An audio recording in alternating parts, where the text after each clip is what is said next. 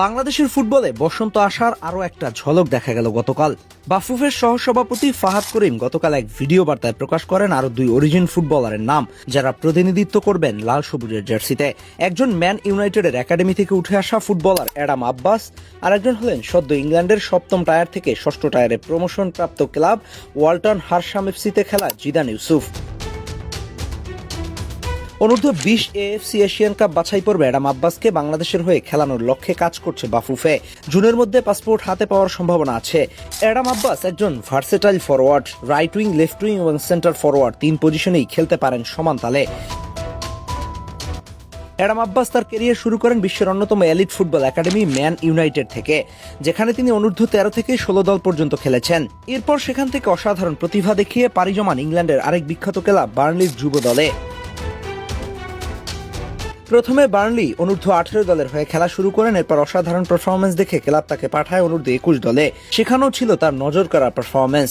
এরপর এক ইনজুরিতে দীর্ঘদিন মাঠের বাইরে ছিলেন, তবে এরপর যোগ দেন ইংল্যান্ডের এক অষ্টম টায়ারের দলে। ইনজুরির কারণে দীর্ঘদিন মাঠের বাইরে থাকায় তাকে যেতে হয়েছে একটু নিচের টায়ারের ক্লাবে। আদতে তিনি একজন অসাধারণ ফুটবলার। তার ফিজিক্যালিটি এবং স্টাইল দেখে যে কেউ মনে করবেন এটা ফ্রান্সের মাইকেল অলিসে। স্কিলের পাশাপাশি গতির ঝড় তুলতে পারেন এই 18 বছর বয়সী ফরওয়ার্ড। তার খেলার ধরন অনেকটা মাইকেল অলিসের মতোই। উইং ধরে ড্রিবল করে বক্সের বাইরে থেকে একুরেট শটে গোল করতে পারেন এই ফুটবলার। তার খেলা যারা দেখেছেন তারাই বলতে পারবেন বক্সের বাইরে অপোনেন্ট টিমের জন্য সে কতটা থ্রেট ক্রিয়েট করতে পারেন। ইনজুরিতে না পড়লে অ্যাডামের ক্যারিয়ার অন্য লেভেলে থাকতো, তার বলার অপেক্ষা রাখে না। ইনজুরির পরও তার পারফরমেন্স একই রকম রয়ে গেছে, যা বাংলাদেশের জন্য অনেকটা উপকারী। এরকম একজন ফুটবলার পাওয়া সত্যি ভাগ্যের ব্যাপার। এরপর আসি জিদান ইউসুফকে নিয়ে। এক কথায় অসাধারণ একজন ফুটবলার। বাংলাদেশের ফুটবলারদের মধ্যে সর্বোচ্চ উচ্চতা তারই, এটা বলার অপেক্ষা রাখে না। এই 6 ফুট 4 ইঞ্চি উচ্চতার ডিফেন্ডার। উচ্চতা ফুটবলের জন্য সবসময় কার্যকরী, সেটা যদি থাকে ডিফেন্ডারদের মধ্যে তাহলে তো কথাই নেই।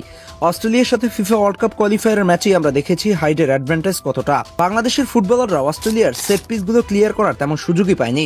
লফটেড পাসগুলোর নাগাল পাওয়ার জন্য অনেক বেগ পেতে হয়েছে বাংলাদেশকে। বেশিরভাগ ক্ষেত্রে তো নাগালই পাননি। এক্ষেত্রে জিদান ইউসুফ অনেক কার্যকর হবে। তার পারফরমেন্স নিয়ে কোনো সন্দেহ নেই। জিদানের মতো উচ্চতা সম্পন্ন সেন্টার ব্যাক বাংলাদেশ ফুটবল সার্কিটে খুবই রেয়ার। মাত্র 18 বছর বয়সে সে ওয়ালটন ও হিরমাস এফসির মূল দলে স্থান একদম পাকা করে ফেলেছে। দুর্দান্ত ফর্মে থাকা এই ডিফেন্ডার ডিফেন্স সামলানোর পাশাপাশি গোলও করতে পারেন। ডিফেন্ডিংয়ে বাংলাদেশ খুব ভালো মতোই তার ফিজিক্যালিটি সুবিধা নিতে পারবে। সব থেকে কার্যকরী বিষয় হলো জিদান নিজে থেকেই তার বাংলাদেশি পাসপোর্টের কাজ সম্পন্ন করে রেখেছেন। সব ঠিক থাকলে জুনের উইন্ডোতেই ডাকা হবে তাকে। এমন দুজন ফুটবলারের ইনক্লুশন শুধু দক্ষিণ এশিয়া না, এশিয়ার মধ্যে বাংলাদেশকে একটা ভীতি এনে দেবে। এছাড়াও দুজনের বয়সই মাত্র 18, তাই তাদের যেমন উন্নতির অনেক সুযোগ আছে, একই সাথে জাতীয় দলে একটা লং টাইম সার্ভিসও দিতে পারে।